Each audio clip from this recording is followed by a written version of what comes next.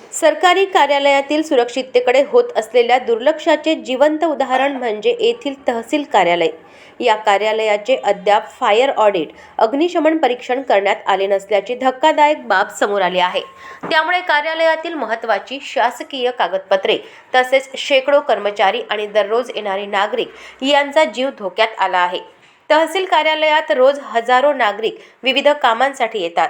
येथे जमिनीचे जुने रेकॉर्ड, निवडणूक विभागाची कागदपत्रे व इतर महत्त्वाचे दस्तऐवज साठवलेले आहेत। मात्र आगीसारख्या आपत्कालीन परिस्थितीचा सामना करण्यासाठी अद्ययावत यंत्रणा उपलब्ध नाही। कार्यालयातील अग्निशमन यंत्रे धुळीने माखलेली असून ती कार्यरत आहेत की नाही, तसेच कर्मचाऱ्यांना ती वापरण्याचे प्रशिक्षण देण्यात आले आहे का, याबाबत शंका व्यक्त होत आहे। शासकीय नियमानुसार सार्वजनिक व शासकीय इमारतींचे दरवर्षी फायर ऑडिट करणे बंधनकारक आहे। शेजारील मेहकर येथील कार्यालयांना लागलेल्या आगीच्या घटना ताज्या असतानाही प्रशासनाची उदासीनता चिंताजनक आहे। त्यामुळे जिल्हाधिकाऱ्यांनी तातडीने दखल घेऊन फायर ऑडिट करून आवश्यक सुरक्षा उपाययोजना कराव्यात, अशी जोरदार मागणी नागरिकांकडून होत आहे।